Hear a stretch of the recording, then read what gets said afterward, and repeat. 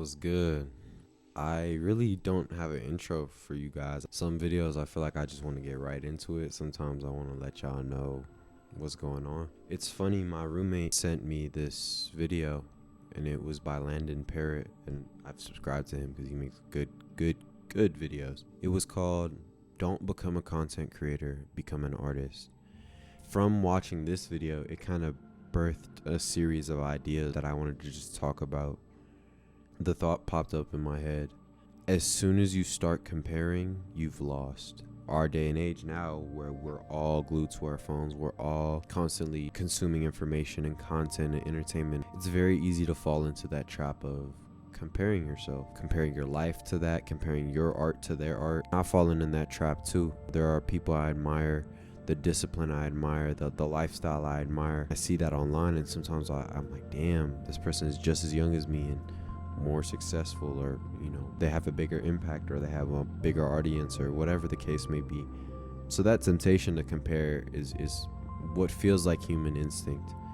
The reason I say when you start comparing you've already lost is because I've come to find out that when you start to compare yourself, you're already beginning to diminish your own creative ability, your own creative source.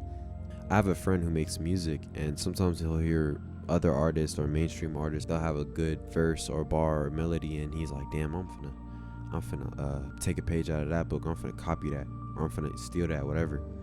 And I had a moment with him where I was like, well, you really have infinite bars. Like, you have infinite combinations of things you could say. You have infinite creativity. And not only that, you have your lens. And when I say lens, I mean your perspective, your life experience that molds your view on everything. So you not only do you have infinite bars, but you have a unique way you can put that out into the world. When we fall into the trap of comparing, because it happens, it's important to remember that you bring something to the table that nobody else on earth can. Now, are we distracted? Are we lost and we don't know what that is exactly? That's another conversation. We all have a uniqueness to us. Sometimes when we're trying to emulate what works or what we like, we kind of drown out and wash out our own authenticity in our own artwork.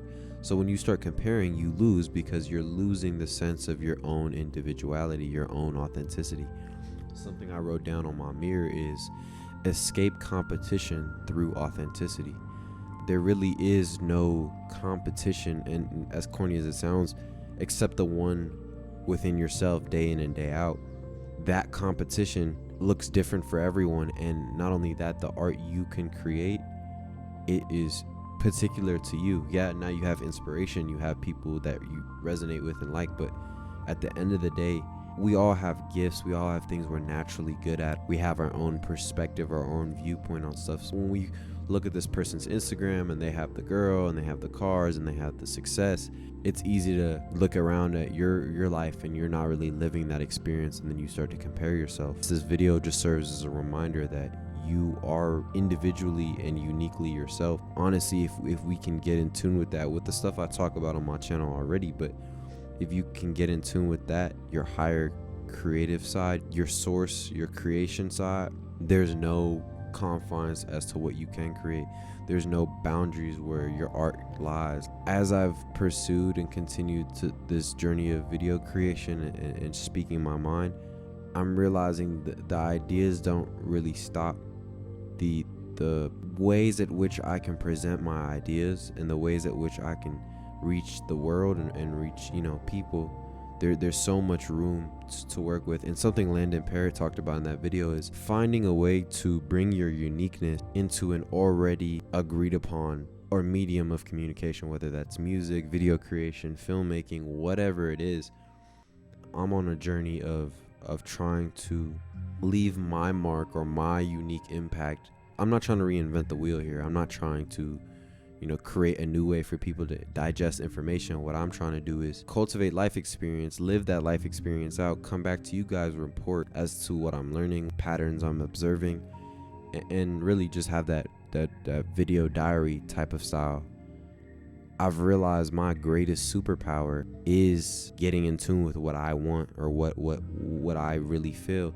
I would love to give y'all a list, step by step, practical, how do you get in tune with yourself. I really think that's an all-encompassing journey. I think that's as you experience things, as you fall in love, as you get hurt, as you hurt people, as you grow, as you stay stagnant, all these experiences kind of dissolve any sense of identity. And then once all that's dissolved, I feel like our truest self starts to emerge. So whatever you really want to create starts to emerge. So for me, I knew once I got to college, just like seeing people's work-life balance, seeing people pursuing careers. I'm studying psychology. I began to see that maybe, this isn't, yes, there's a dynamic, there's an aspect of, I want to help people, I want to understand the mind, so I can help people alleviate their own suffering. Through this process, I've also found I'm not very patient. I want to do that now. I've also found that I just have this fire, this spark, this desire to want to be exceptional. Yeah, maybe on a surface level it's because I want this or I want that, but on a deeper level it's like something in me feels like, no, you are an artist, no, you have things to share, no, you have this pull, this drive to become who you're meant to become. I don't mean to get over dramatic, but that's how it really feels. So I feel like that's why I stay chipping away at it. I'm not in it for the short term. I really feel, and whatever that means, that doesn't mean maybe I'm making YouTube videos for 10 years. This might be a stepping stone, but I think when I stopped comparing myself, you also stop putting limitations on how great you could be. Imagine you compare yourself to this other, let's say, musician, and you like what they have going on, but they have a bigger audience or more seeming success. Now you start to think, oh, do I need to emulate that? Do I need to take a page out of their book? Do I need to start to feel insecure because they're younger than me and doing better? I realize comparison is a big distraction. It's put in our face constantly. It's almost as if we're getting pushed in our faces things we really don't need, lifestyles that maybe we didn't even want, but now we start to compare, like, oh, he has this, so maybe now I want that. We start to compare, you kind of take the fun and the artistic and unique side out of it. With comparison, there comes the parameters of, well, they have this many videos and I have this many videos, or they gained this amount of success in this time, I'm taking my own time. And now you're putting on like scheduled concepts, structured concepts on art, which is supposed to be boundless or supposed to be in the moment type of thing. Question and watch when you are comparing yourself, and where is the sense of comparison coming from? Is it coming out of a place of you're not secure within yourself, or someone else has taken more steps in this area of life that you're trying to pursue? Whatever the case may be, it's okay to emulate. It's okay to have inspiration. Comparison can really dim your own unique light in whatever you're trying to create. So I would just encourage, just question, am I comparing or am I competing with myself? When I say a competition within yourself, I realize tracing your dream isn't a glamorous journey. It's having the intention, setting something in your mind and chipping every day at it. Not just for the promise of that dream, but because there's something drawing you to this is like your creative vision almost has to irritate you. Like, it would irritate me if I went to sleep today and I didn't sit up here and record this video, or at least try to. When you have that knack, whether it's in sports or whatever, where it's like, no, I can't let this go, I need to express myself fully. Whatever that is, I feel is more powerful than, oh, maybe I should make a video today because like this YouTuber and this YouTuber I watch drop their video. If I'm just comparing myself to them, maybe I'm not keeping up. That just waters down the creative process entirely.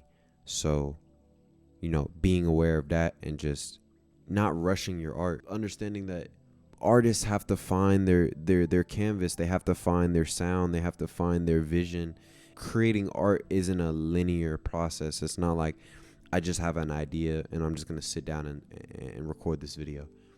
Sometimes I have an idea and then it leaves my mind, and then I live out experiences, and then that idea is really a teaching lesson to help me cope with these experiences. Now I've dealt with those experiences, and now I can come in front of the camera confidently and speak on this and not feel like I'm just talking about stuff. I realized I can make a video every single day. I could record a video every single day. But again, is it becoming like a product, or am I making art? That's a question you can ask yourself. Am I creating art, or am I creating a product? Sometimes your art can be your product, but I think if you want to create something that's impactful and something that lasts, the parameters or the expectations around that can't be so container like. They can't be so boxed in. It can't be how much is it gonna make me, how much followers. Like true art is what I said on my last video, getting in tune with what you want to do in your heart and sharing your gifts with the world. But it takes time to figure out what your gifts are. It takes time to figure out why do you even want to share that with the world. Because I'll be honest, a lot of this, my journey in terms of fitness, self-improvement, talking on the camera, it started because I wanted the things that came with it. I selfishly wanted the things that came with it, and that's not really a bad thing. It just, I think I was open enough to let that mature and let that cook and let that season to now, no, I want to be of service because I'm trying to share things that can make someone else's experience here a little bit easier. Question, is this coming from a creative, intuitive place, or is this coming from a place of scarcity and comparison and I need to do this because other people are doing this, or I need to do this because I don't want to fall behind or waste my potential? Because you rushing the art, it's gonna keep you stuck as well, because it's not about quantity. It's the feeling that whatever you're creating makes another person feel. I feel like that's a big part of art. Yeah, I love y'all. Take care of yourselves.